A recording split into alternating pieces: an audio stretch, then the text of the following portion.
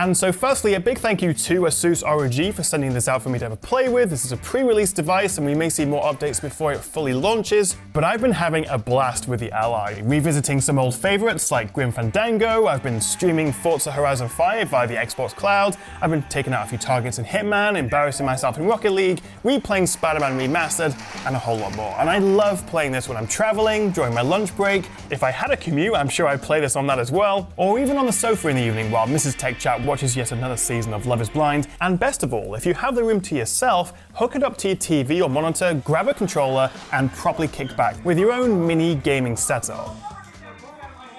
But it's not all sunshine and puppies. I've had a few issues with this. There's been a bunch of games that simply don't work, like Apex, it actually boots up and then just crashes. F1 22 doesn't work, Rainbow Six Siege doesn't seem to launch, nor does Jedi Survivor, but then that doesn't really work well on anything at the moment. So I guess the first thing I would say is before you take the plunge and buy something like this, do your research, see if the game that you really want to play is actually going to work well on this. I've also had a few random crashes, there's been a lot of forced quitting in Task Manager. The thumbsticks feel a little bit unresponsive, particularly noticeable in faster paced FPS games, and also the battery life is, well, variable. But we'll come back to that.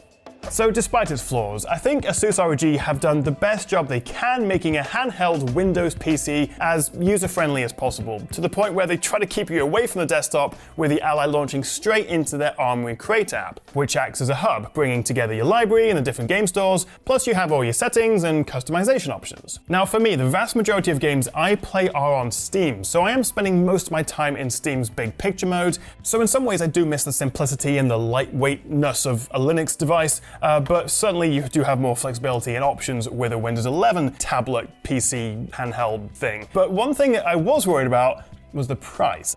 We were all worried this might end up being £800, £900, maybe £999 or something, but I'm very happy to report that the ROG Ally starts at $599. That's the same in pounds and dollars for the base model with the Z1 chip, 16 gigs of RAM and 256 storage, but I wouldn't buy that. Actually, you can't even buy that for a few weeks because they're delaying that launch a little bit to prioritize this, the highest spec SKU, which is 100% the one you should buy. This, for $100 more, so $699 pounds or dollars, comes with the Z1 Extreme, 16 gigs of RAM, and also 512 storage. So a much beefier chip. It's got 2 extra CPU cores and 3 times the number of compute units in the GPU. And so actually, it's not something I get to say very often, but I think they've nailed the pricing with this. I thought it was going to be a lot more expensive.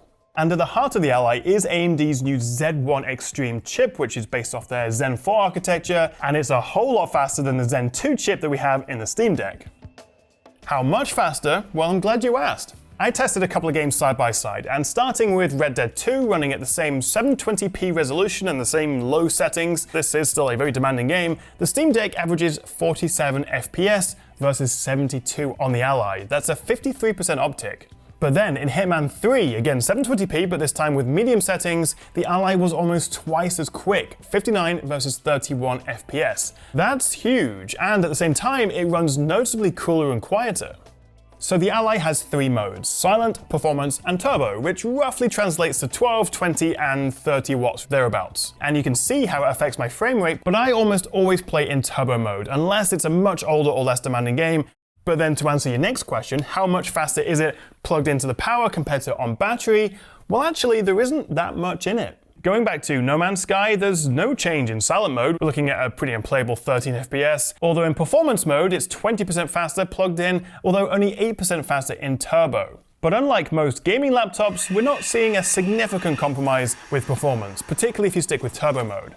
Overall though, in terms of demanding AAA games, it's reasonably capable. Although my 3 main takeaways are you're never going to really hit that 120 FPS in these kinds of games, turbo mode offers a noticeable boost over performance, and also dropping to 720p is a great option for boosting your frame rate. And on a 7-inch screen like this, it's not the end of the world. We're still talking 210 ppi, which is basically the same as a Steam Deck and the Switch OLED anyway. I think on paper the Z1 Extreme should perform even better than the 50 to 100% boost that we're seeing compared to the Steam Deck, but then remember we do have full-fat Windows 11 running in the background, which is a lot more of a system hog than Linux. Quick tip actually for quickly closing a game or an app, you could long press this and open the Task Manager, or just do a simple 3-finger swipe up because you've got gestures with Windows, and then just tap the X button on the game you don't want. That I found is the fastest way of getting out of a game. Now, I've been using this for a couple of weeks now, but I think it was within like a day that I filled up that 512 storage. Now, you can expand it with a micro SD card, which I've got up here, same as the Steam Deck, although what's different here is this does support the faster UHS 2 standard of micro SDs, which is great and kind of important actually, because this does use much faster PCIe 4 internal storage compared to PCIe 3, so games will load and run a little bit quicker on this versus that, but then micro SDs are a bit slow. So ideally, you'd want to use a UHS 2 micro SD, but the problem with that is there just aren't that many available, and you'll rarely find one with more than 128 storage. But the good news is the internal SSD is actually upgradable, and it's pretty easy. Taking the back cover off, peel back this little black flap, and you'll see the M2 SSD. Now, it is a smaller and less common size versus your laptop and desktop, but you can easily switch this out for a 1 or 2 terabyte SSD, and crucially, it won't void your warranty. I did ask Asus this specifically, although they said if an issue arises as a direct result of the upgrade, then it will void it. So that's the inside, but what about the outside? Well, front and center we have this 7-inch screen. Same size as the Steam Deck, albeit with slightly smaller bezels, but most importantly it's 1080p and 120Hz versus 800p and 60Hz on the Steam Deck.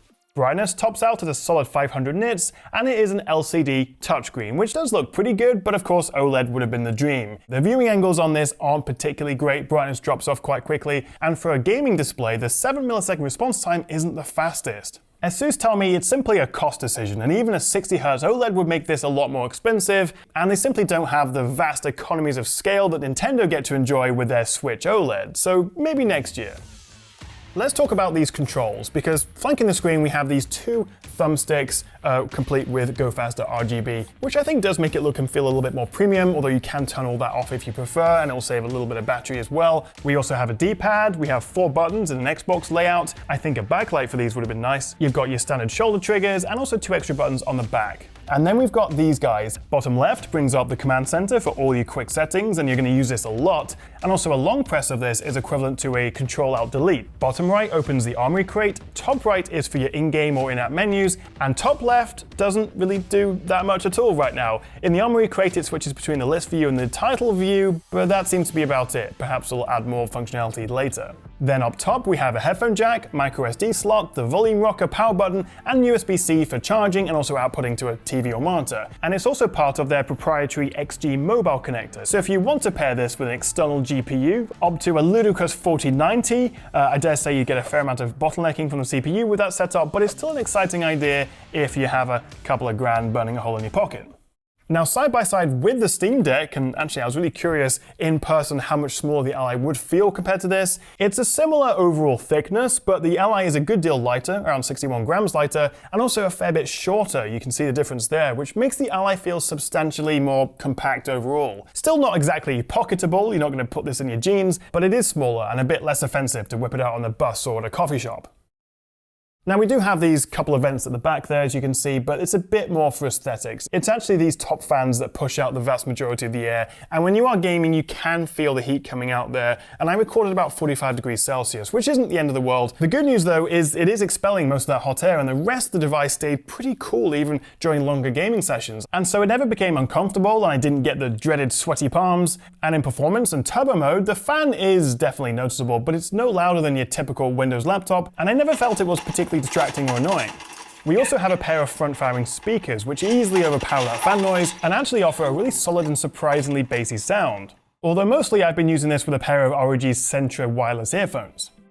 One criticism I do have is the thumbsticks actually are surprisingly unresponsive. There's a little bit of dead zone, and in first-person shooters or fast-paced games, they just feel a bit slow, like there's a good amount of input lag there. Hopefully it's something they can fix. I mean, this is a pre-launch model, but right now it does make FPS games a bit unplayable on the device. What does solve the issue though is if you just pair it with a controller. It doesn't have to be one of their fancy ROG ones, it could just be a regular Xbox controller, but that makes all the difference to those faster-paced games. And finally, let's talk about battery life, because an hour of Red Dead 2 at 1080p with low settings in turbo mode used 80% of the battery. So in the worst case scenario, we're looking at about an hour 15. Although I did enjoy 3 hours of Grim Fandango from a full charge, and if you're running emulated games, then I think 4 hours is just about achievable. So it all depends on the game you're playing, whether you're running at 720p or 1080p, and also the power mode you're using.